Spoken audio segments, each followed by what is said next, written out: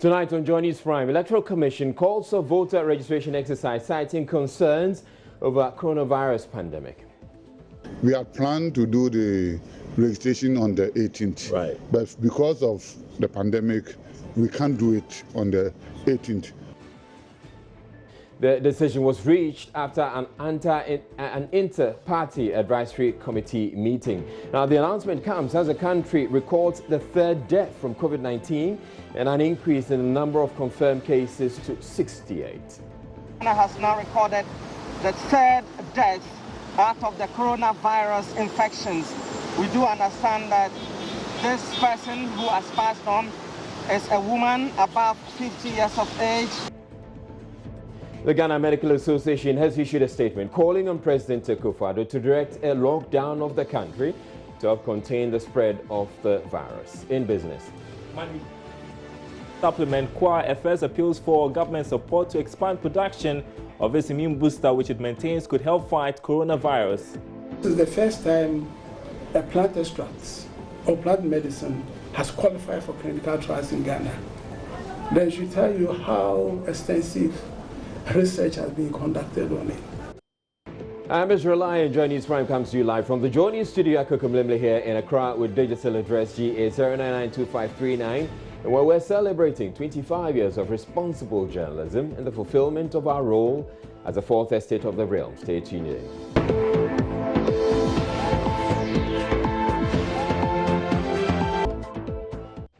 The Electoral Commission has officially suspended next month's voter registration exercise, citing concerns over the novel coronavirus pandemic, which is wreaking havoc across the globe. The April 18 exercise has proved quite controversial, with a number of opposition parties and civil society groups describing it as needless and costly. The decision to suspend the exercise was made after an inter-party advisory committee meeting on Wednesday. Director of Electoral Services at the EC, Dr. Sribo Kweku, told Joy News it is based on advice by health experts. We had planned to do the registration on the 18th, right? But because of the pandemic, we can't do it on the 18th. So we are observing what is happening around Ghana and the global issue. We are with the Minister of Health and Ghana Health Services and other health experts. So they are also monitoring the situation and advising us. So when it gets to a time they think that the situation is fertile for us to go ahead with the registration, then they tell us, now you can do A, B, C. Then we implement them and go ahead and do it. So for now, the 18th is on hold. It's on hold. It's not, if it's on hold, means that... Has it been suspended? Suspended, it's exactly. Suspended. So it can be 18th, yes. So what we are telling them is that we are thinking of going towards ending of April or early May, but depending on what the health experts will advise. From all the discussions that we have had, we are saying that there's no way we can use the existing register. So we are moving forward with the new register, and that's what we are preparing to.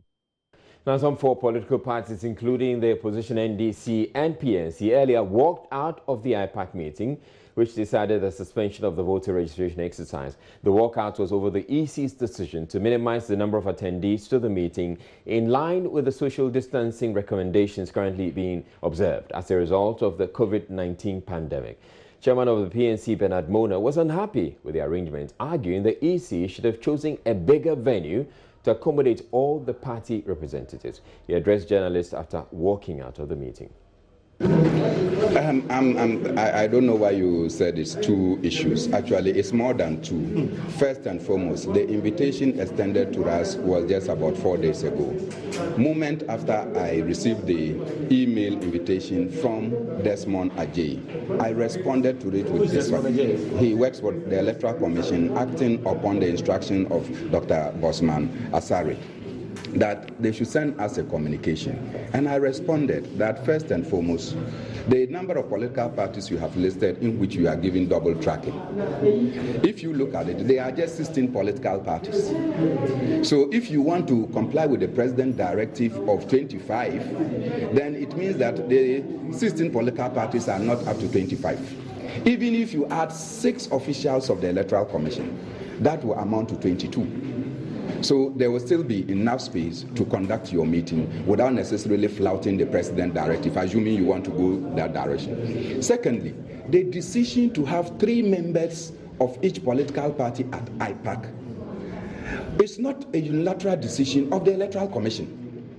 It was a decision of IPAC that we should have 3 members representing each political party because, as you know in Ghanaian parlance, 2 heads are better than 1. So we can confer when there is a matter. So if the Electoral Commission thinks that you cannot go by the decision of IPAC, you don't get up on your own and write a letter, cancel 2 of the IPAC members and say bring 1 to come and do what? Thirdly, we have insisted that by every scientific measure and argument, there is no need for a new voters register. The Electoral Commission is calling us here as part of the agenda to roll out a timetable for a new voters register. In this period of calamity confronting all of us that the world is running away, the Electoral Commission wants us to still do its work. I have come here in person. The Electoral Commission has decided that they will stop me from entering. Whatever deal they are cutting with ATIC on this subject matter, they should know that the PNC, whatever decision ATIC takes with them, is not the PNC position. They have asked me to sit here. I have sat here for the past 12 minutes.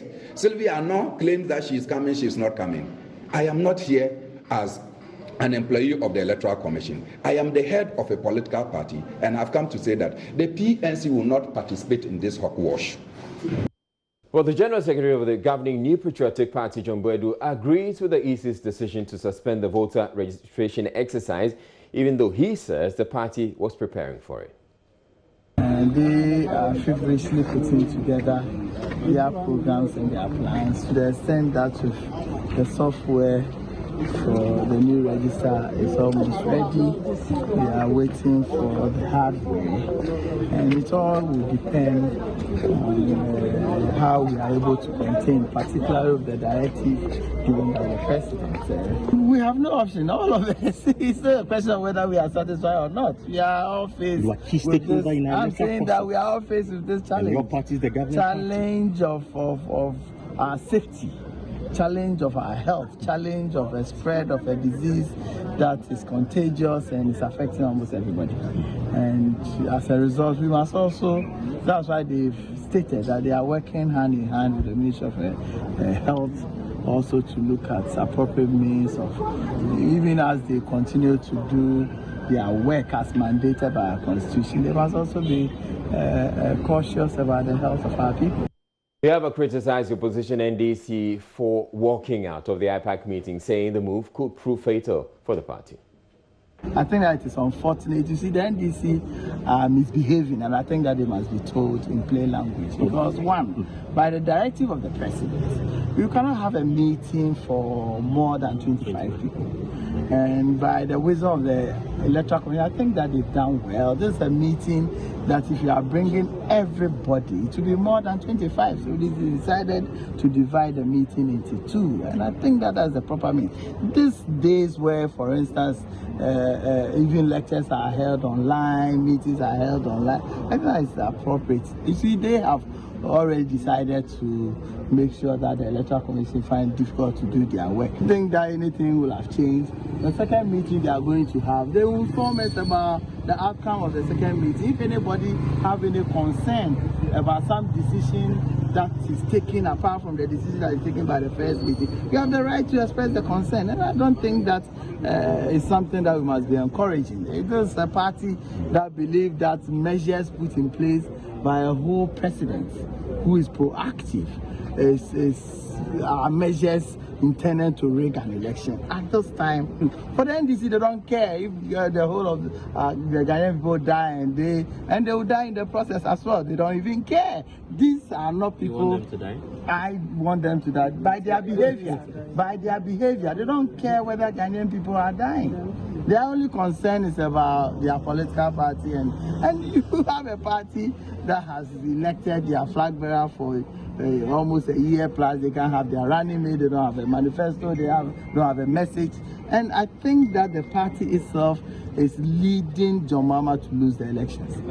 Okay. In a separate development, the PNC's Atiq Mohammed, who represented the party at the IPAC meeting, has described as unfortunate the decision of its chairman, Bernard Mona, to stay away. Mr. Mona had been prevented by some police personnel from participating in the meeting because Atiq Mohammed had already been admitted. Mr. Mona, who was unhappy with the development, asked officials of the commission to remove Atiq Mohammed, who he says was serving a suspension and so could not represent the PNC. That request was, however, declined. Atiq Mohammed, on his part, says he is not on suspension and represented the party in his capacity as General Secretary. The letter was addressed to the General Secretary, so I do not see why the chairman would want to come and be part of such a meeting. The letter was addressed to the General Secretary requesting that one person, should represent the political party. Right. And as the CEO of the party, it stands to reason that it is the General Secretary who makes such an appearance. Did you inform the chairman? I didn't have to. I don't need to notify him that I am representing the party in my capacity as the General Secretary. He's fully aware there was an IPAC meeting, otherwise he wouldn't be there. You understand? And if you are aware that there is going to be an IPAC meeting, in a letter that the Electoral Commission wrote to the General Secretary, if anything at all, he should be calling to find out whether I will be able to honor that invitation or that I would want somebody else to represent. So you don't come or you don't show up at a meeting, and when you are told the General Secretary is in the meeting, you cause a scene and flare up and all of that. I mean, I think what he did was uncalled for, it is unnecessary, and I'm beginning to see a very dangerous trend. Dangerous trend? Yes, coming from the actions of the national chairman, and I believe that it's a big problem. You're watching Joy News Prime. We're taking a break, but still ahead in the bulletin, the Ghana Medical Association has issued a statement calling on President Akufo-Addo to direct a lockdown of the country to help contain the spread of the virus. It comes as the country's death toll in the COVID-19 has gone up to 3, with a total of 68 cases. Stay tuned in, we'll be back in a bit.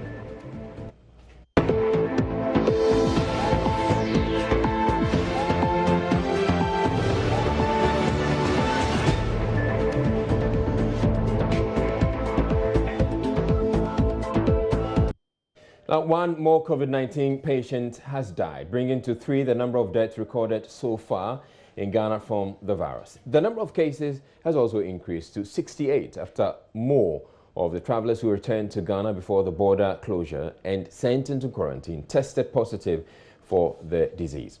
The Ghana Health Services dedicated COVID-19 website does not provide details about the latest death, but head of the health desk here at Joy News, Fred Smith, who broke the news of the death, reports the deceased is the wife of a 2-star general in the Ghana Armed Forces, who is said to have also tested positive for the virus.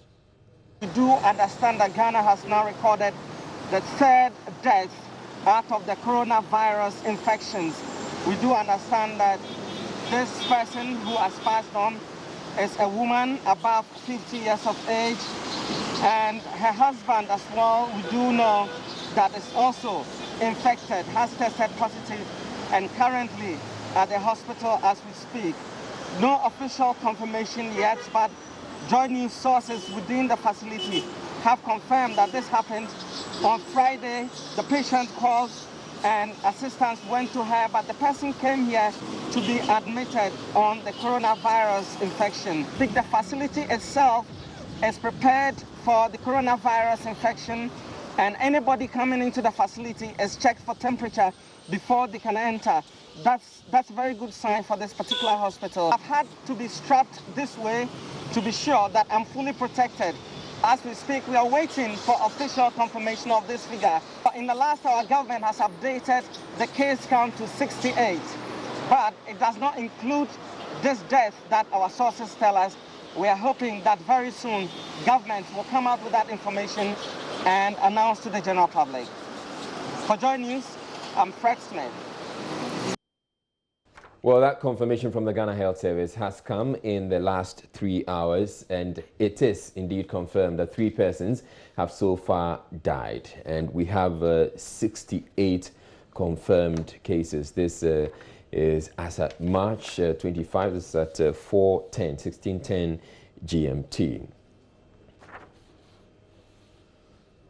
All right, so the Ghana Medical Association has issued a statement calling on President Akufo-Addo to direct lockdown of the country to help contain the spread of the virus. It comes as the figures just went up, and the statement, I'm sharing the statement with you. The Ghana Medical Association has observed with grave concern the increasing trend of confirmed cases for COVID-19 in Ghana and our national response to this pandemic. On this day of national prayer and fasting, we call on all Ghanaians to keep this sacred and intercede for the nation. The GMA, being fully conscious of the threat posed by this pandemic, the disturbing trend of community spread and the obvious inadequate of capacity, logistics and human resource of the nation's health system to deal with increased numbers of COVID-19 infection, especially in severe to critical cases, calls on His Excellency the President of the Republic of Ghana to declare nationwide lockdown with the exception of essential services with immediate effect. The lockdown, though not a comfortable decision for leadership and citizens alike, it's a proving option backed by science and along with other measures will ultimately be in our interest. We call on all Ghanaians to support such a move in the national interest to save our nation from the devastating effects of this pandemic. The statement is signed by Dr. Frank Ankobia, who's the president of the GMA, and also signed by Dr. Justice Yangsing, General Secretary of the Ghana Medical Association, who joins us on phone right now to explain to us the reason why they're calling for this lockdown, and they're giving us further and better particulars. Thank you very much, Dr. Yangsing. Now, we have your statement calling for a lockdown. Now, I'd want you to explain to us why you think this lockdown is necessary, especially when government has already spoken and indicated that at the right time, when it becomes necessary, that lockdown is going to happen. Well, thank you, Israel. The issues are very simple. The first thing we should ask ourselves is, what is the reason for a lockdown? Generally, it is to break the chain of transmission. All right. Now, we have observed that as a country, our health system is not that robust. Our medical supplies resources are also not at its peak.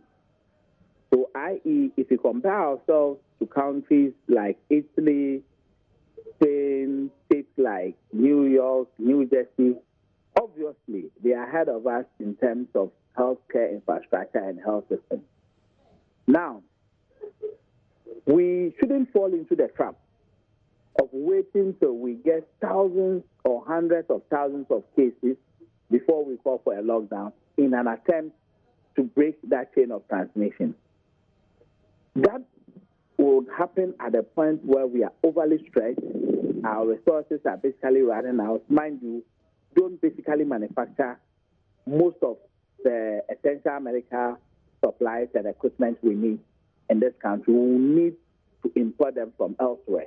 And as we speak, because of the border closures, which is also very important, I must acknowledge, we are not getting enough inflows as we used to. Cargo planes are still coming in, but of course, it's limited. In the past, virtually every airline that comes may carry one form of goods or the other that will help the medical system or the medical facilities in general. All right. Now, fast forward. If we decide that we want to wait till that point before we make the call, one, it will still be the same impact that we want to make now. But it will be a bit too late because we would have had a lot of debt. Our medical system or healthcare system itself would have been stretched and probably maybe on its knees by then. All other health conditions that we are already grappling with before the advent of COVID-19 technically will mean that there's going to be a still down on how we are managing all those things, but the focus will now be on COVID-19, which may be devastating at that point in time. Yeah. So we think that as the old adage goes, prevention is better than cure. But in this case, we can't prevent because it's already here. All right. But we should do our best to contain the limited cases we have now. Doctor. And that is why we think that it is very appropriate at this point to make this call for government to also look at the nuances of it such that we prepare and do it as soon as possible to break the chain of transmission. As we speak, it's confined mostly to Greater Accra and Ashanti to an extent. Government can have varied ways of doing the lockdown, but of course, it will ensure that if for nothing at all, we contain the cases in these two regions and ensure that at least we manage them. Luckily, they are the two regions with arguably some of the best medical resources we have. All right, so Dr. Yancey, I was coming to that brings me to the second question I have for you. What sort of lockdown are you looking at? Well, in as much as we've called for a lockdown, we are also very mindful of the need for essential services and supplies like food, water, medicine to move around. So we have made that clear in our statement that, look, in as much as we are calling for a lockdown, we want that exception to be taken into consideration such that at least people can get basic things like food, water, medicine as and when they need them, such that we can all survive for whatever relatively short period that we may be under those kinds of conditions. Mind you, we don't have a lot of cases, but already we started losing people. Yeah. And the chances are, if we don't take time, we will get into that exponential phase that the system cannot just handle. If we get a lot of severe and critical illnesses, then what will mean is that our personnel will be extremely stretched. In fact, if you do the analysis, if you want to go by WHO standards, the number of persons in terms of health professionals you need, doctors, nurses, to care for COVID patients, if we have large numbers of our population infected with the disease, we cannot handle things. So basically, we are all asking for something that will ultimately ensure that we contain the conditions. All right, it is better to take the blow now than to wait to the point where things have escalated and basically we are in despair. Dr. Yancey, typically in other places where there has been a lockdown, it usually goes with other things. It goes with testing. It goes with making provisions for the people who are in lockdown. Yes. Do we have what it takes to effect a lockdown? See, truth be told, we are not in control of most of the things that will aid us in this battle. Like you're talking about testing and what have you. As we speak, yes, we have 2 centers that can test. We have some centers that if we upskill them a bit, they could test. But we don't have the requisite resources to do mass testing as we speak. If somebody doesn't come to our aid, we will not be able to do that. So the point here is that we shouldn't wait till we get to those huge numbers. That way, even if we are to stay in that lockdown for a while, we'll come out of it quickly because we have only very comparatively little numbers in terms of the cases to handle, and then we'll be in a better position to contain them. Of course, it also will mean that government will have to be innovative to find ways of supporting the system. All right. Like we are saying, if we allow essential goods and services to move around, at least people will get the basic things they need.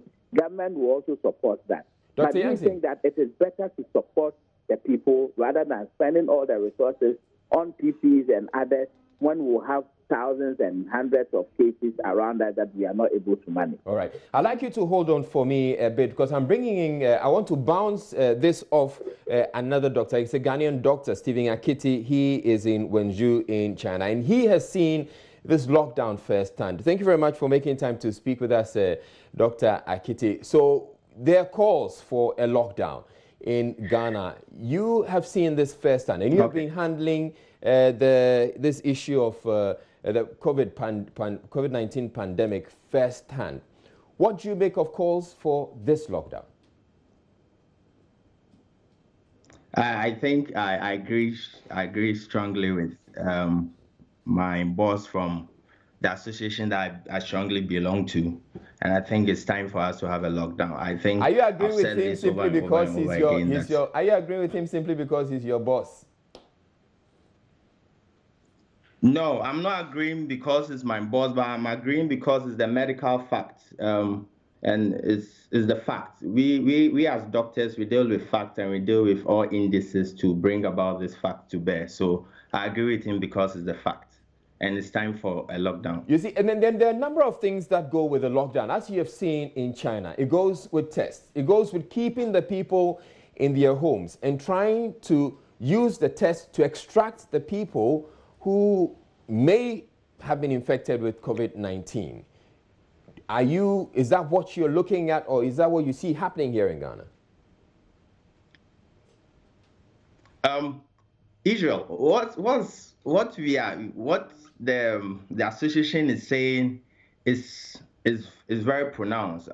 Whether there will be kits available or not, the lockdown is going to prevent further infection. So that alone is going to prevent people from getting infected. And when you don't have a lot of people getting infected, that means the number of people who get to the complicated state of the disease will reduce. In a country like Ghana, that we don't have a lot of ventilators and a lot of logistics, it will be very difficult to actually maintain this. Fine, here in China, when they realize that you have any of those symptoms, they come in with an ambulance, a doctor, a nurse, and a police officer, and they come test you firsthand before they move you to the hospital. Maybe in Ghana, we can't do this. So the best thing for us to do now is to just have a complete lockdown. Then we can start doing the contact tracing, and then we can then do the mass testing. Even with the mass testing, the virologist on TV the last time even said that we don't have a lot of the kits for all that. So the best thing for us, as my senior colleague said, we just have to lock down. Which is why you talk about the fact that we have conceded that we don't have the kits to do the mass testing. And so if we don't have the mass testing going along with the lockdown, don't you see a situation where we're coming back to the same situation? No. Israel, if there's a lockdown and you are self-quarantined in your house and you have any of the symptoms, then at least we can start getting those who are having the symptoms and start testing them. Then you see that the number of people who will be tested will also then be reduced. You see, then it brings you a number of people that you can now triage, rather than allowing everybody to go out there. Now, you should bear in mind that people in the incubation state usually don't come out with any of the symptoms. Now, an experience here with the hospital I was working in, I'm an ophthalmologist resident.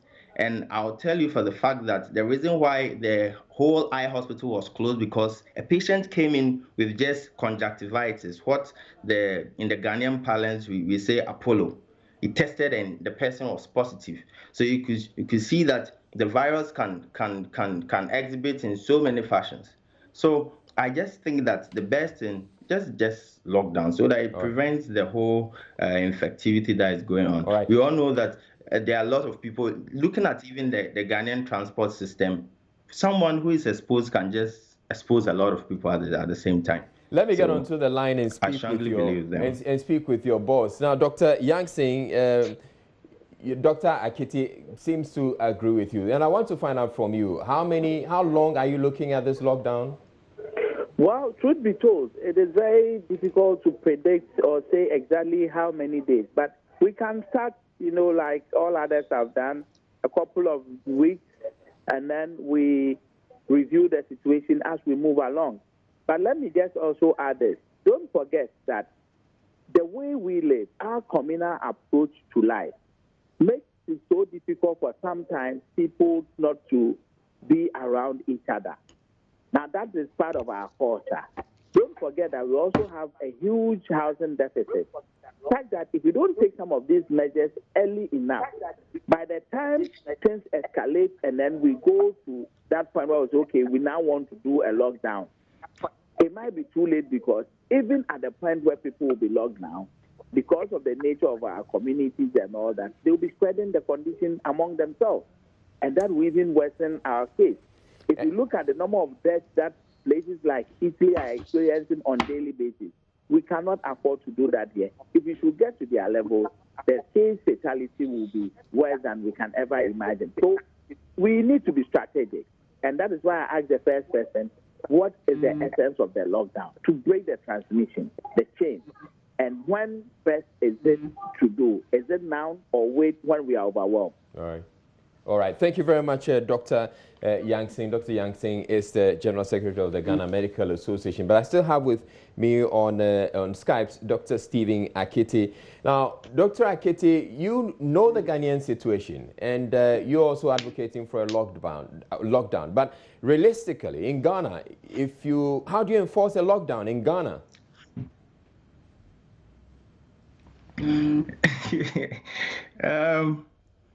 Israel, the question you're asking me is very technical. You know that I know you just want to bring it out of me. But Israel, this is the truth. No, you could effectively enforce a lockdown. You could effectively enforce a lockdown in China and Wenzhou and Wuhan and Hubei. Yes. But I'm talking about Ghana. Accra, Nima.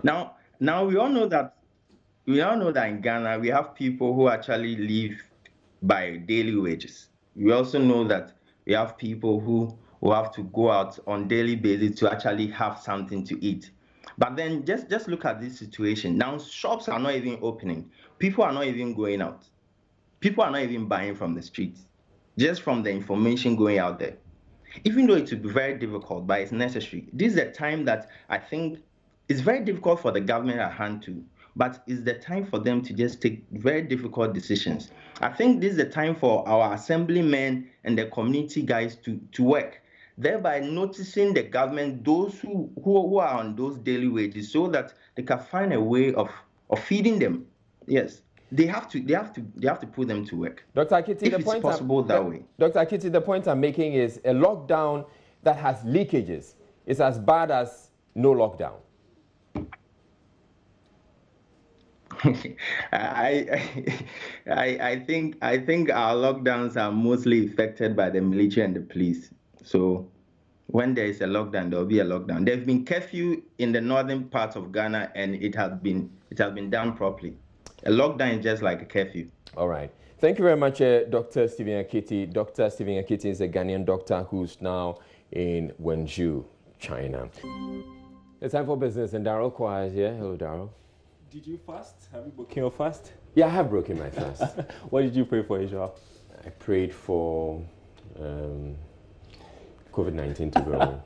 Well, I prayed that the COVID-19 vanishes or there's a cure, and hopefully there may be. You're just praying. Yeah, well, there probably may be. All right, welcome to business. Manufacturer of herbal food supplement Kwa FS, which is currently being considered for clinical trials to help fight the spread of coronavirus, says the samples of the supplement which have been given to Noguchi must be fast-tracked. According to Professor Duncan, he has spent some $20 million in developing the drug and needs some assistance from government to expand. Professor Duncan has been speaking to my colleague Odilia Ntiamwa. We have given it to the scientists to do an independent work. Okay. So we are not going to tell them what they should do first or what they should not do. They are the experts. So they advise us what we should do, and we are giving them all the necessary documentations and the product and whatever to carry on with the work. Currently we are we're developing protocols for the study. Okay. Unfortunately, this is the first time a plant extract or plant medicine has qualified for clinical trials in Ghana. Then should tell you how extensive research has been conducted on it. The first time in the history of Ghana that a plant medicine has qualified for clinical trials. So there's no protocol. I mean, at the FDA to use it to do this. So we are putting together. So what kind of protocols will the FDA be putting together? Yeah, this is plant-based, right? So we cannot use orthodox protocol to try this one. So there's the need to develop a new adaptive protocol for this particular work. Has it started? Yes, I think we've started that. So exactly what does it involve when it comes to the protocols for herbal clinical testing? It involves a lot, and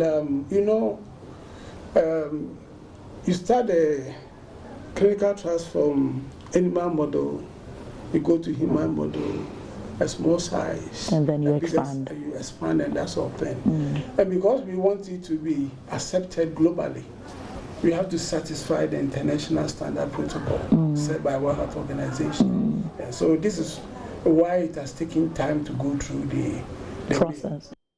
Now, commercial activities came to a standstill at Swami Magazine in Kumasi as customers of spare parts dealers took time off to see God's face in the coronavirus fight. Though majority of shops in the industrial enclave opened for business, there was little activity as many mechanics and others monitored radio broadcasts of the spiritual exercise. Elsewhere in the city, shops were closed for observance of the day in line with a directive by the Ghana Union of Traders Association in the Ashanti region to its members. Nanaya Ojima reports. We are live on Radio Love. Samuel Ampofo sits beside spare parts and vehicle stereo systems he offers for sale. Behind him is one of the stereos connected to a loudspeaker with deafening sound of a prayer band on a radio station. He bows in prayer mood in response to prayer topics in the session. We have confirmed cases, though we have about 2 deaths. Samuel is one of many traders here who observed the day via media broadcast. They joined millions of other Ghanaians to fast and pray, seeking the face of God against COVID-19 pandemic as declared by government. Fasting.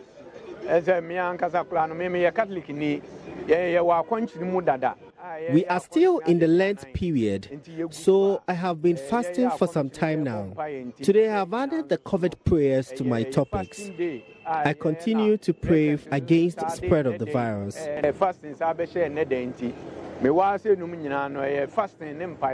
Expectant Gofata opened his shop for business early morning, but had to wait until after midday to see potential buyers walk in.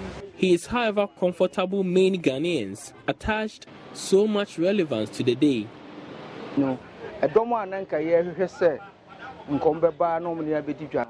The people we expected to come to buy have reduced. Interacting with my customers, I realized they were all fasting and praying. A few people have come here to buy, but it's not all good.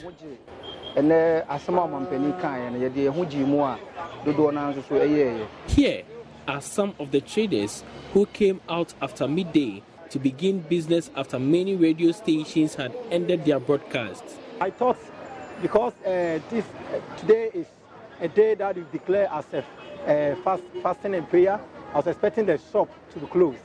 But lo and behold, when I came, some are in operations. I had mine in the morning. That was with one of the TV stations. The gentleman behind me is one of the 5% who decided to lock up early this morning as they fast and seek God's intervention in the fight against spread of COVID-19. It's past midday. Now he's back here at Swami Magazine to trade as he continues to seek God's intervention in the fight. In parts of the Central Business District and other commercial hubs in Kumasi, shops remained closed for the rest of the day. For Joy Business, Nanaya Ojima reporting. Vice President Dr. Mahmoud Bawumia has charged the Ghana Interbank Payment and Settlement Systems as well as commercial banks to provide the universal QR code to mobile money merchants with little or no cost. This, he believes, will enhance the use of the system to transact more business and as well help the country reduce the spread of coronavirus, which can be transmitted through physical cash. Dr. Bawumia was speaking at the launch of the Proxy Pay and Universal QR Code Pay systems developed by GIPS. The universal QR code is expected to ease the burden of paying charges on transactions made on the mobile money platform. According to the Vice President, Ghana is the first country in Africa to introduce such a system, which will be a game changer for the digitization drive. He is confident that transactions without any significant cost to the merchants will encourage usage by more consumers. I would urge every merchant to start to get a QR code from these providers. I expect that the QR codes will be provided at very little or hopefully at no cost at all to the merchants. I think it's a good strategy for you to just give them the QR code and then you can get the business from the merchants who are using the facility. So I don't expect very high cost of acquiring the QR codes to be placed on merchants. The issue of security of payments is most critical in building confidence in the payment system. Credit and debit cards have suffered with this. However, mobile payments like the QR codes rank as some of the most secure of all currently available payment options because they require authentication for each transaction. So if you go to pay for a good with your QR code, your phone, once you scan, you have to enter how much you are actually paying the merchant. So you have to authenticate. So after you authenticate, you cannot come back and say someone stole my money or whatever. So it's a different, you need to authenticate. Meanwhile, Chief Executive of the Ghana Bank Payment and Settlement System, Archie Hesse, has disclosed that so far about 9 banks have developed the infrastructure to be hooked onto the system. We were faced with a challenge just a couple of months ago, 3 months ago, to come out with a QR code. I was surprised how all the banks came up, rallied around us to support us along the journey. And we are grateful for EcoBank's support. And I'm very happy to say that as we speak, there are 9 banks who are ready to go live. The system will also allow individuals to use their mobile phones as their bank accounts. Here's an update of some other news stories you may have missed in the course of the day. Ghana says the deployment of point-of-sale terminals has not been universally adopted to drive electronic payments due to high setup and operational costs. This comes despite the number of mobile money transactions increasing 7-fold from about 266 million Ghana cedis in 2015 to over 2 billion Ghana cedis in 2019. Against this background, the focus of the Bank of Ghana is to expand 3 merchant payment options with a view to providing market solutions. The Ghana Association of Bankers is donating 10 million Ghana cedis towards the purchase of critical equipment for managing the coronavirus pandemic and for the purposes of public education. In a statement, the association said the move is to further ensure sustainability of the industry and the economy. The association also announced measures to mitigate the impact of COVID-19 on the financial services sector, reaffirming commitment of members to provide without interruption critical services and international trade facilitation. Some businesses in the hospitality industry, hotels, restaurants and car rental services have begun laying off some staff, particularly contract staff. The situation is due to the low patronage of their services as a result of COVID-19 pandemic. Checks by Class Business indicate that some high-profile restaurants and hotels have been hit hard by the pandemic. And Ghana is not just seeking the face of God, we are turning to the IMF for financial support. I'll have that story in the next hour when I come back with business news. Thanks for watching. The news continues after this break.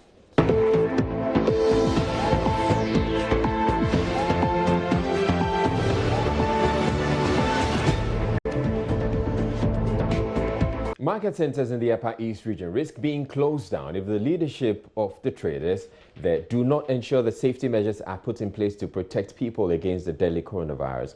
This is according to the Upper East Regional Minister, Tangoba Bayage. She was speaking after she presented some personal protection items to selected district and municipal chief executives for onward delivery to the market in the region as part of measures being put in place by government to mitigate the spread of COVID-19. The items, including hand sanitizers and nose masks, were donated by the Ministry of Local Government and Rural Development together with Zoom Lion. Albert Sori has more. The items presented to the markets include hand sanitizers, nose masks, Veronica buckets, tissues, liquid soaps, gloves, and dustbins. They are expected to be positioned at vantage points for use by traders and customers in markets across the Upper East region. Regional Minister Tangoba Bayage explains. We are going to give all these items to the various markets. We have educated them. They are market queens and managers who have come. They are supposed to go back and ensure that these directives that we have given are followed. As market leaders, they are to ensure that these items that we are giving to the markets are used. The directive is that if any market should decide to flout, the caution is that if any market should decide to flout these directives of keeping the environment environment clean and disobey the rules of personal hygiene and sanitation, then the market risks to be closed down. I mean, it's for our own safety. And this caution came from the administrator for Common Fund, as coming from the president, that any market that refuses to obey the directives of keeping the market clean and safe for people to use, that market risks to be closed down. The assemblies are supposed to take charge of that. The various municipal and district assemblies are supposed to do that. We have had a lot of sensitization, we've had a lot of meetings, and they are aware. They are on the ground and working. They are, even the DCs themselves are going into the market and doing the sensitization, as you are aware. So it is their duty to, one, have people who keep monitoring. Fortunately for us, we have market days. So on a market day, you ensure that your team is on the ground and monitoring and ensuring that these buckets and the sanitary bins and all that have been provided are being put to good use. The market women were also taken through best hand washing practices using the items presented to them. Upper East Regional Director of Health Services, Dr. Winfred Ofosu, admonished the market women to take the precautionary measures they were taught very seriously, as it was the best way to prevent the spread of COVID-19. Anyone who is coughing or sneezing should observe respiratory hygiene. Either cover your mouth and nose with a tissue, or you bend your elbow and do it there so that it's not released into the air.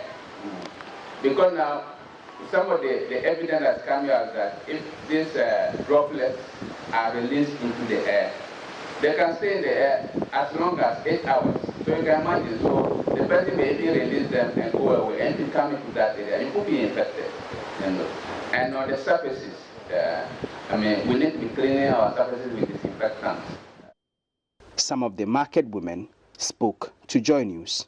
But if we are going back to the market, we just call all our market women and men and then train them the way we came here, and they are just and those who are entering them inside the market, we just direct them to go and wash their hands before entering inside the market. Albert Sorry, Joy News, Bolgatanga. And traders at the Nima market say they are aware of social distancing, but not really practicing it for varied reasons. Some say other traders picked their spot before they arrived at the markets. Others say they know they are immune and not likely to get infected. Some also say they use sanitizers. Hannah Dame has been observing this protocol by the WHO and reports. 8 or call 0509 497. I'm going to practically show you what 6 feet is.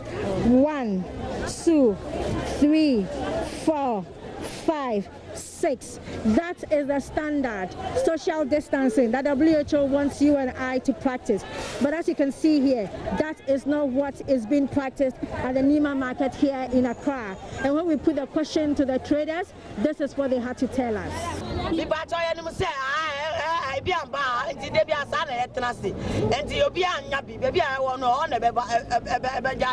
We know that we will not be infected with COVID-19. This is how we always sit here in the market.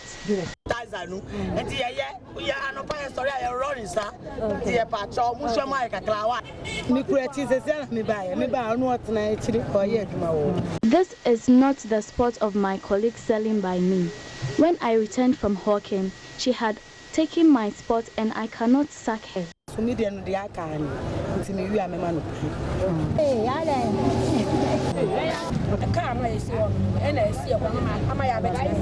The car behind me has prevented.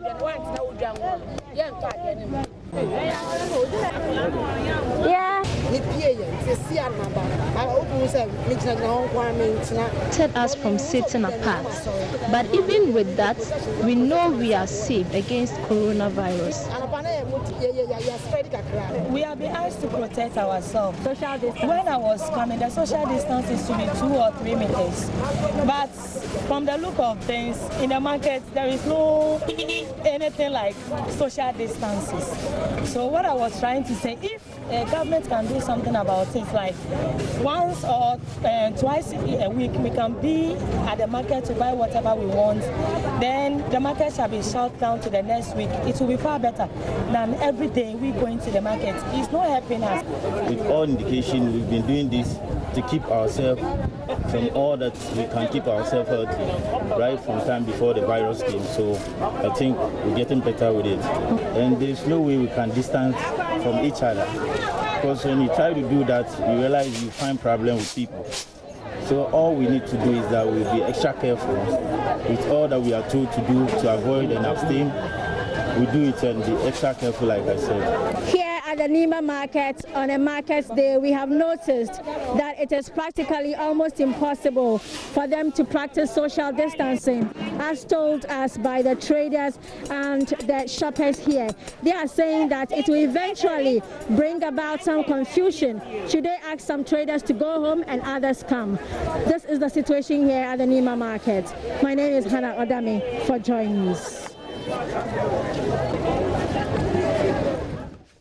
Monday's mass fumigation of markets in Accra as part of the country's fight against COVID-19 was made possible with drone technology engineered by 2 Ghanaian entrepreneurs. The two are building a business that seeks to use technology to solve some of the country's basic challenges. My colleague Justice Bedu, who covered the spraying exercise for us, caught up with them, the men behind this technology, and filed this report.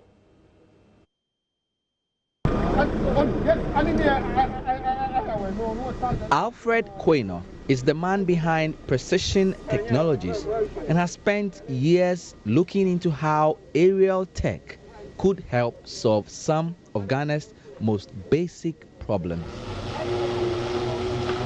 His work with Nikwe Peyate, another tech entrepreneur, is what caught the eyes of the Accra Metropolitan Assembly for this spraying exercise, targeting over 130 markets in a day.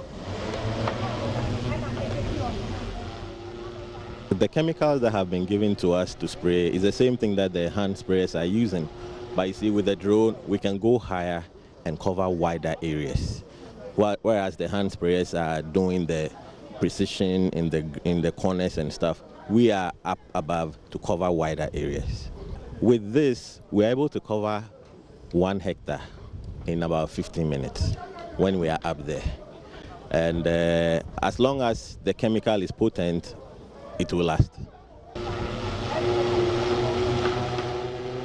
The drone they built is able to carry 10 liters of the disinfectant and can fly over a distance of up to 7.5 kilometers depending on the weather, with a battery life of 30 to 45 minutes depending on the load of the drone. And most of the drones that you see here are custom designed for our climate. There are more drones that you see, but those have been created and then designed to use outside. So when you come to Ghana, what we do is sometimes we buy the parts, create the software, build the drone specifically for Ghana use. With entrepreneurs like Alfred and Nee, this may be the dawn of a new era, leveraging aerial tech for good in Ghana. Justice Bedu, Joy News, Accra. Well, Tourism Minister Barbara Otenjesi says impact assessment of the coronavirus pandemic by the Ghana Tourism Authority has revealed the hospitality industry is likely to lose $130 million in the formal sector and $41 million in the informal sector, spanning a period of 5 months. Speaking at a meeting which brought together members of the Ghana Hotels Association, Tour Operators Association of Ghana, Tour Guides, Car Rentals Association, and many more. She assured them her outfit will support them during these difficult times of COVID-19. Maxwell Agbagba has more in this report. I'm at the Plush Kempinski Hotel. The lobby looks empty with no activity, not even guests.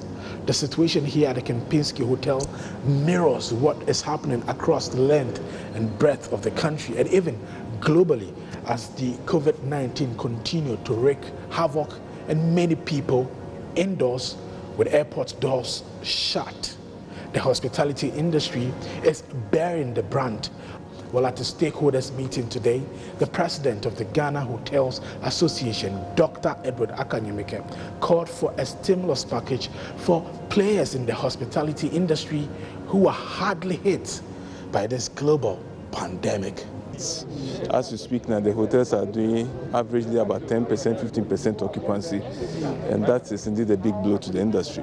Dollars, of course, yes. It runs into millions of dollars. Coming to today's meeting, I was hoping to hear what government has planned for us in terms of the stimulus package. We are asking for suspensions of some of the taxes that we pay and some of the license fees that we pay. We are asking for some discount on even the utility bills. We are asking for some support to pay the salaries of our staff, because we will have no choice but to lay off a lot of the staff. If not this month, most of them go to this month. One thing we found at many of the hotels that we visited are hand sanitizers, and they are here on all the tables at the Kempinski Hotel. President of the Tour Operators Association of Ghana and CEO of Pacific Tours, Kwesi Aisen, says majority of Ghana's tourist sites have been closed as a result of the COVID-19. He says their business has come to a screeching halt. Kakum National Park is shut. The castles and forts are no longer working. A lot of the tourist attractions, as we've just mentioned, are also not working. The resorts are not working. And as you already know, the borders are closed. So typically we are not getting inbound tours. My name is Tiabu Okran. I am the president of the Car Rental Association of Ghana and the CEO of Just Rent a Car. The social distancing, cancellation of, the airlines, closure of the borders and all this thing. Our business thrives on movement of people. Therefore, when there is no movement of people, immediately we are affected. It's not just the lobby here at the Kempinski Hotel, which is empty. The poolside also has not seen any activity today.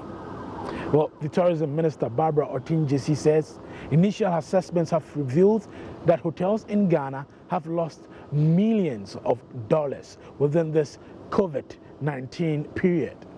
She promised to facilitate a meeting between the owners and President Akufo-Addo to make sure that there is some package to cushion them.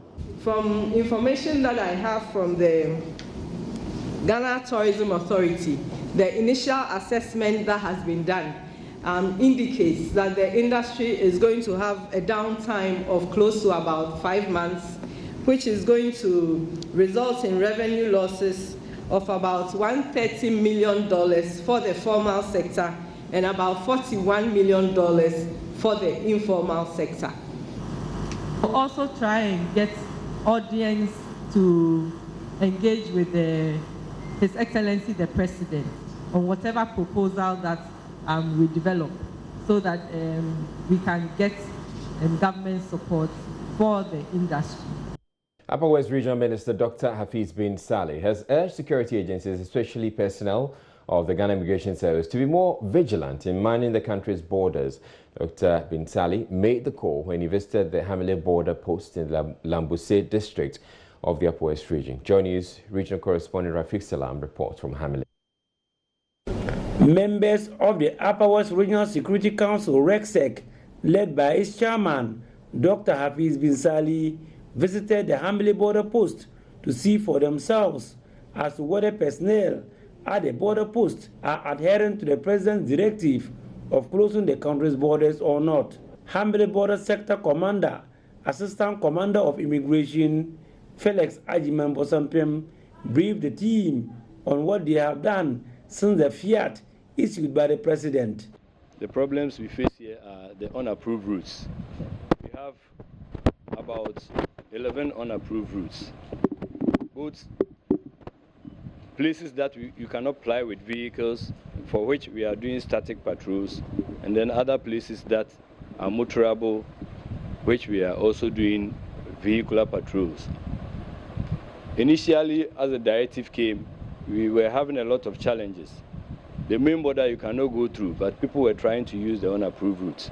We immediately held a BOSEC meeting and then followed up with meeting the chiefs and the elders of Hamley in connection with the COVID-19 directive and then the incident that happened, the shooting incident that happened at one of the unapproved routes in which one of our officers was shot.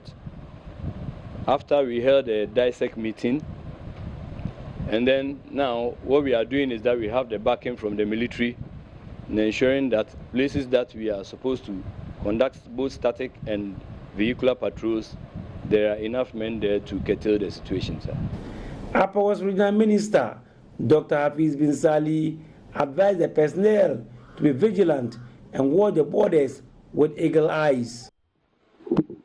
You don't take your eyes off the ball. The negligence of one individual can bring havoc and chaos to our dear country. So please, do your best to protect our dear country. Dr. bin Sali urged them not to be demoralized by the shooting of their colleague last Monday. But my information this morning indicates that that officer is indeed responding to treatment and is stable. Please do not let that single incident demoralize you. And when some of these incidents happen, government would adequately compensate the victim. Of their colleague last Monday, the team then moved to the isolation center where people who are suspected to have the disease will be quarantined. It is half the size of a standard room with 2 beds and 2 chairs. Ventilation in the room is very poor, as explained by the Damuse District Director of Health, Dr. Wuda Seme. You can see that it's very warm, as it's done here. Yeah. So you can imagine that if you're going to contain somebody here within 24 hours, that has to be. So just an air conditioner provided should be able to keep the place very cool, so that we'll be able to give them the kind of supportive care that they need. Okay. The team moved to the Hamley Central Mosque to sensitize the imams on the danger of the COVID-19. Dr. Hafiz bin Sali also addressed personnel of the Airborne Force Detachment at the border. Let us ensure that people do not go against the directives of Mr. President. And you are the people we are relying on to ensure that that is implemented. So we are here to show our appreciation of what you are doing. The Upper West Regional Minister ended his tour at the Nondom St. Teresa Hospital, where he inspected the isolation ward. Reporting for Joy News, Rafik Salam, Hamele. Speaker of Parliament, Reverend Professor Michael Quay, says it was the finger of God that directed the President to order the quarantine of returnees who arrived from abroad on Saturday night, out of which about 30 coronavirus patients have been identified so far. Parliament today spent 1 hour 7 minutes praying to God to heal Ghana of the coronavirus. Muslim and Christian prayers were said. Professor Michael Quay prayed for exceptional wisdom for the President and his team. At this moment, we commit ourselves into your hands as a people you have put in this part of the world called Ghana. And we are praying, claiming, and hanging on the promises of God, that when we seek your face and we ask you, give unto us. You say, if we knock, it will be opened. You say, when we ask, it will be given unto us. If we seek, we will find. So at this moment, Lord my God, we are praying that you will remember us, and that you will not turn away your face from us. Because in the hour of need, where else can we go? And we extend this prayer to the entire world, this global village that we have now become. The Lord, you will be with us. We ask for exceptional wisdom, guidance for the President of the Republic and all those who take decisions that affect your people at a time like this. God, not long ago, when those who arrived from abroad one night were sent to hotels pre-prepared, we did not know what would have happened if this had not happened. But the wonderful finger of God directed the president. Soldiers had been prepared, vehicles prepared, hotels prepared, without any public fanfare. Otherwise, 30 people already having caught the disease. Chairman of the Parliament Christian Fellowship, Emmanuel Bejra, prayed for forgiveness of sins for the nation. It is written in the Holy Book, 2 Corinthians chapter 7, verse 14, that if my people, which are called by my name, shall humble themselves and pray and seek my face and turn from their wicked ways, then will I hear from heaven and forgive their sins and will heal their land. Therefore, this morning, colleagues, we are calling upon the name of the Almighty God to forgive our sins and the sins of our forefathers. For we all have sinned, and as you all know, we have sinned in the area of adultery and fornication, shedding of innocent blood, false accusations, backbiting, deliberate killing of innocent and unborn babies, corruption, greed, and stealing. We have allowed men to have carnal knowledge with other men and women with other women. Witchcraft and spiritism, and even our religious leaders are misleading our people, etc. And therefore we are praying that God will forgive us and cleanse us, just as he said in his word again in Isaiah chapter 59, verse 1, that behold, the Lord's hand is not shortened that he cannot save, neither his ear heavy that he cannot hear. Chairman of the Muslim Caucus of Parliament, Ben Abdullah, asked Allah for knowledge to help deal with the virus. As human beings, we are told in the Holy Quran that all knowledge is from God, because God is all-knowing. It is only God who is referred to as the omnipresent and omnipotent. We are told by our Prophet Muhammad, may peace be upon him, that there is no disease that is on the surface of this earth that Allah subhanahu wa ta'ala has not created, cure, or provided cure for. We learn in the Holy Quran that God created us, but nobody created him. We pray for forgiveness and extraordinary knowledge for the cure of all diseases on this earth. Oh Allah, you've admonished us to pray, and that you will answer our prayers. Now, the streets of Kumasi were virtually empty as many residents observed the National Day of Fasting and Prayer declared by government to seek divine intervention against COVID-19. Unusual of major road intersections, the few street hawkers who decided to ply their trade, say patronage, was very low because vehicular traffic was drastically reduced. Nanea Jima has been observing developments on the top high Eja stretch of the main Kumasi-Accra highway and filed this report. Me ba say 5 o'clock. The amount of time. So, cars ne so ba ni pani. Bia ni pa mienu me ensa ana omo wontu be gina ho aye ntɔhwe. according to them, due to the fasting that a lot of people are observing today, they are not buying their products. I can see bread, water, some are selling tissue papers and others. According to them, people are not buying. That's the first. And secondly, even though there are vehicles on the street, there are no people in these vehicles.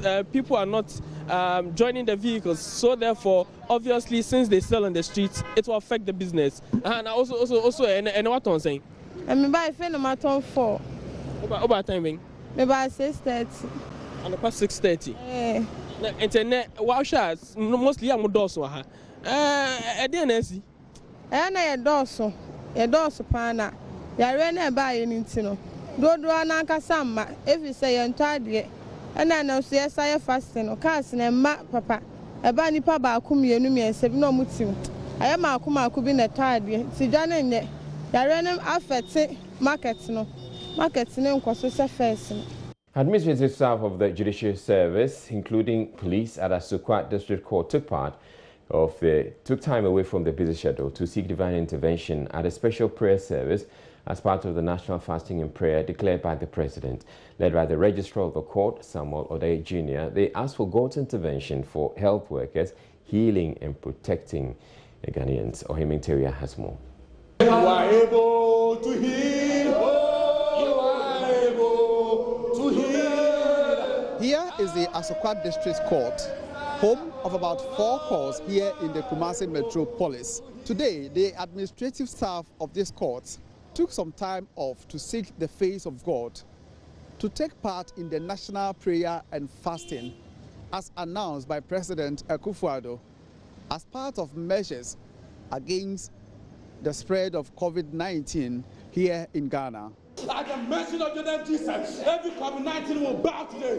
We are decreeing and declare as together as an entity, whatever may be the realms, as we declare the name of Jesus, coronavirus out of this nation. I have been speaking to the Registrar of the Court, Samuel Odei Jr., to find out from him what motivated them to take part in today's fasting and prayers. We are not in the ordinary days.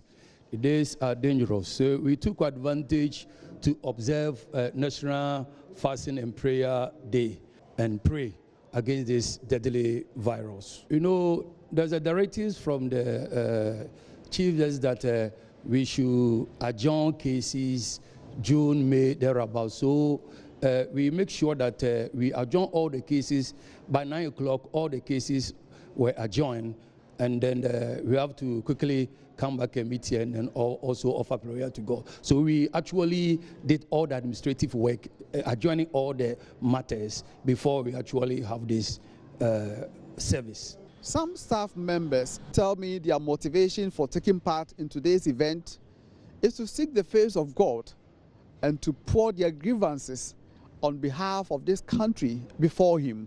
We believe in biblically and the President, fasting has prevailed a lot when there is any deadly disease or any enhancement. So we are fasting as the priority from the government of Ghana.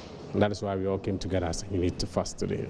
According to some of them, though they have ailments such as high blood pressure, that did not scare them, but they want to pour their grievances before God, so God will hear Ghana as scientists continue their search for cure for COVID-19. We just waited for some months only to find out whether the scientific and whether the medical and herbalists would do something about it.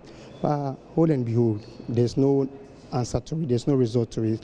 And even can testify to us that the president of Italy even was crying and even looked upon the Lord and said that our hope comes from the Lord. So we believe that our hope comes from the Lord, and we know He can heal for us and He can do it for us too. From Asokwa District Court in Kumasi, Ohemin Teria reporting. Up next, we bring you more business. Some more business news for you, and business owners are asking government to take practical measures to keep their operations running. They say prayer alone will not salvage the current situation. My colleague Charles Aite was in the Central Business District of Accra to monitor how the business community observed the National Day of Fasting and Prayer against coronavirus. We're here to measure how spiritual traders are in the wake of the National Prayer and Fasting Day, which has been called by President Akufo-Addo as part of measures to curb the coronavirus spread. Not because of the illness that today you'll be calling or you'll be fasting. You have to be calling God every time because God knows everything. And He knows that the illness will come. He is testing us. I'm feeling it in the environment, but with me personally, I'm not, like, I'm just doing my normal fasting, normal prayers for everything else, but then not in particular with the fasting, doing this because of the president said no. But then in general, I can see the environment is all tense and everything. So I feel that I got my sanitizer, so I use it when I wash my hands more. So when I want to serve someone, I wash my hands. We have the liquid soap, we have the water. I wash my hands. If I want to serve somebody, I use the rubber with my hand. I don't pick with my own hands. That prayer alone does not solve issues or problems. That's why God gave us the brains to think. So after you pray, then you do the needy. Prayer is very good, it's very necessary, but prayer without action is useless, it's baseless. As Christians and Muslims, we need to understand that because those are the basics of our beliefs. God says the hands are working, not work, can never eat. That's why we are still in praying on spirit. I'm also fasting. Oh, so you're fasting today? You haven't eaten today? This is my food. I never take anything. I'm waiting for 12 o'clock because of my head, I have a ulcer in my stomach, so I can't do 6 to 6. So I will eat a half day. We're speaking because we can see Korea. Most of them do not believe in God. But when it turned to a serious matter, you see, all of them are running to the churches, praying for God and deliverance. So I think it's better. It will help. Well, faith without works is dead. This is the message that most of the traders have been interacting with are echoing. The fact that, yes, it is a national day for prayer and fasting, but they want government to do more, to act more in containing and preventing the spread of the coronavirus. It's really impacting their business. You can see around how dull the entire place has been the whole day. They believe, yes, let us pray, but of course, let us also put in the measures, the stimulus packages to revamp the already suffering trading community. I'm Charles Aite for Joy Business. Now, as Ghana continues to witness an increase in the confirmed cases of coronavirus, the adverse impact on the economy is increasingly becoming a stark reality. Now, as the government tries to steer the boat in the midst of the storm, it has turned to the International Monetary Fund for support. Philip Namfuri explores this move in this report. Just when many of us thought Ghana's relationship with the IMF was on a hold, we are learning we are turning back to the IMF for some support this time. However, this time some argue the metrics are different in that there has been no economic mismanagement whatsoever. There's a crisis, and that's the coronavirus. How will the IMF support us? We are going for what is called the Rapid Credit Facility. That's one of the IMF's numerous lending arrangements or instruments. We have over 8 IMF lending arrangements or instruments. And by that I mean, these are the programs that the IMF has in place for countries who want to borrow from them. Now, the RCF, the Rapid Credit Facility, like the name suggests, rapid, involves some disbursement of funds to Ghana in a much more quick manner, as opposed to other programs where we take time, go through some due diligence, pass some certain metrics before funds are made available to us. This time we should see some quick disbursement of the funds after the IMF authorities approve Ghana's request for this Rapid Credit Facility. I beg your pardon. Now, the Rapid Credit Facility is a loan, but the terms and conditions are quite different. This has soft terms, and by soft terms, I mean 0 interest rates, a 5.5-year grace period, and a 10-year maturity. So we can be looking at paying back this loan over a long period. 0 interest rate in there, that is good for us. If we're going to the international markets to borrow, there'll be some rates on that. Now, some may also ask, how much is Ghana going to get from this and all that? It should interest you to know that Ghana has a quota of 738 million special drawing rights. Let me explain that. Special drawing rights are the IMF's basket of currencies.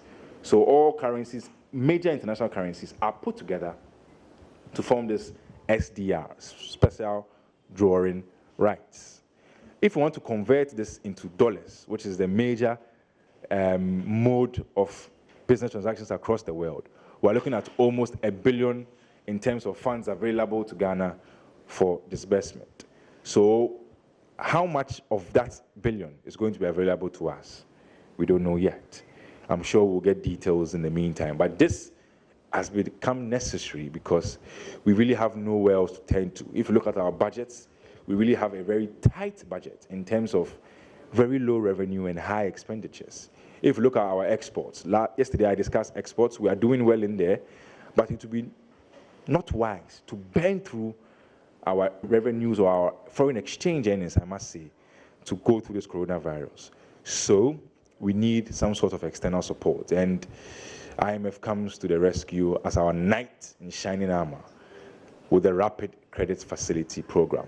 So I would urge you to go on the website of the IMF, just Google IMF Ghana. It will take you straight to the IMF website, and you see our relationship with the IMF and things like that. So expect in the coming days for us to have some engagement with the IMF. And this facility is called, again, the Rapid Credit Facility Program, or lending instruments from the IMF.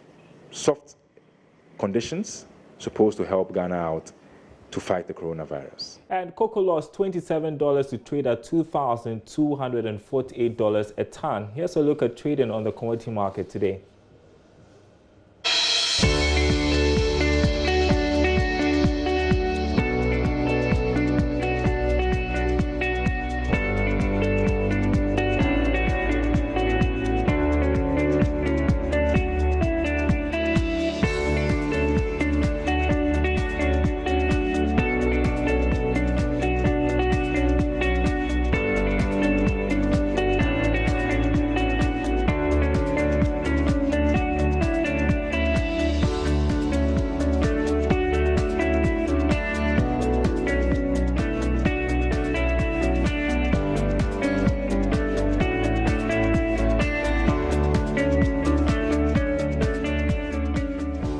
And that's it for Business Tonight. My name is Daryl Kwao. Thanks for watching. Sports is up next with Gary R. Smith. Do stay tuned.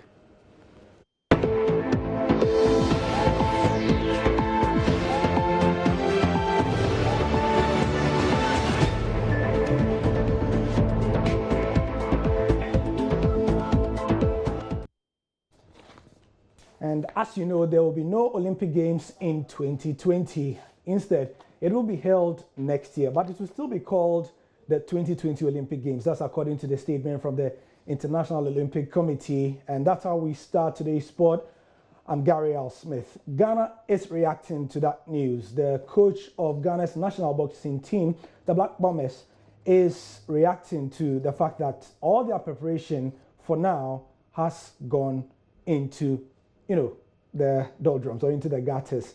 And Coach Ofori-Asare says that he's welcoming, actually, the decision to postpone the Olympic Games. To me, human life is more important.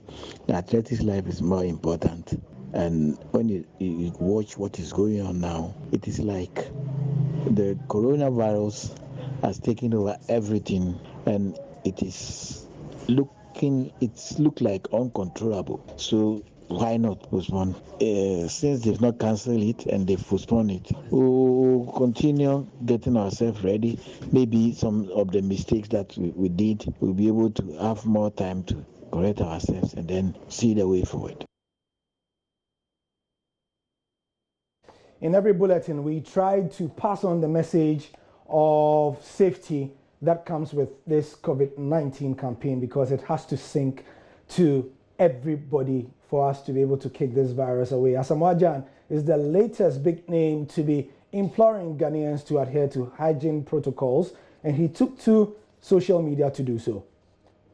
I'm here to talk about what is going on right now in the world, which is a coronavirus. It's getting serious. I advise everybody, let's take precautions, stay at home, use your hand sanitizers. Let's do everything possible to protect ourselves. As an icon, people look up to me. This is the time. I urge all the celebrities, all those who are fortunate, all those who want to give back to the community. Let's give back to the community, because this is the time people need us. People need our support. Let's do this to help the government, because the government cannot do this alone. We cannot depend on the government. This is our lives. We have to protect each And everyone, we have to protect one another. We have to stick together. We have to take this very, very serious. I urge everybody, please, it's getting serious, but nobody should be scared. Fear and panic can also cause damage. We are strong. Let's stay strong. Let's fight this coronavirus together. I'm sure we're going to succeed. Thank you, Ghana. I love you. Determination, discipline, and teamwork, we will win. So, football is a game that is, as its name suggests, played with the feet. And the goalkeeper obviously has the opportunity to use his hands to keep. So, I'm not sure if I'm a goalkeeper, but Israel is here. Let's give him a try. Israel? You didn't tell me. Come on, Israel. No. Don't do no. If you do this, anybody can do that. I mean, so, do this.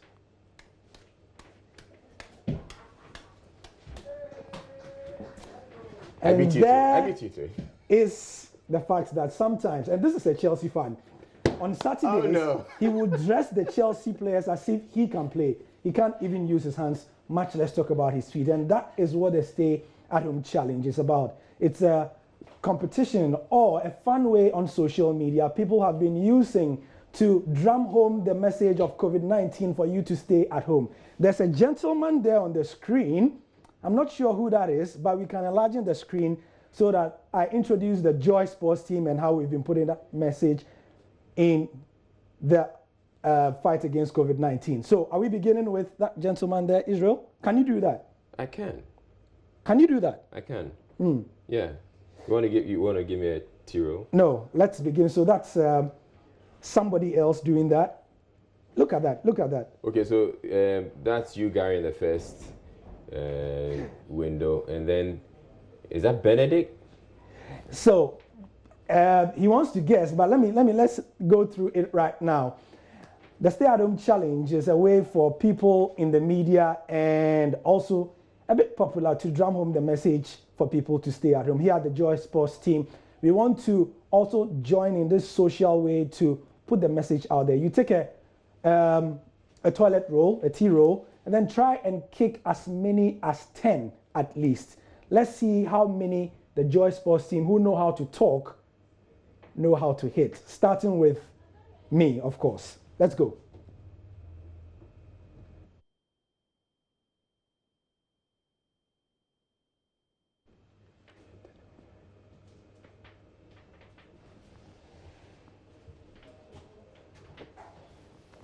Okay, let's go.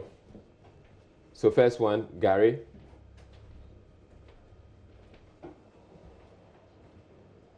One, 2, 3, 4, 5, 6, 7, 8, 9, 10, 11, 12, 13, 14, 15. You got 15. Okay, so let's go to Real Campo for the next. Okay. Right, let's go to Real Campo. Yes. 1, 3, 4, 5, 6, 7, 8, 9. Okay, let's go to Benedict. Benedict, okay. 1, 2, 3, 4, 5, 6, 7, 8, 9. 9. Let's go 9. Okay, and so then finally, George Ado. 1, 2, 3, 4, 5. Yo. Oh, that sucked. That's what? George Ado Jr. 5. Yes, George could only do 5. So I did 15, Oreko did 9, Benedict did 9 as well, and then George. Okay. Yo. Yeah. Okay. All right, let me try it one more time. 1, 2, 3, 4, 5, 6, 7, 8, 9, 10, 11, 12, 13, 14, 15, 16, 17, 18, 19, 20, 21, 22. Okay. Stay at home. Stay at home. All right. And if you can. Yeah, and that'll be it for the bulletin. Thank you very much, Gary. Yeah. So do stay at home. That'll be for the bulletin. I am Mr. Lion. You have a good night.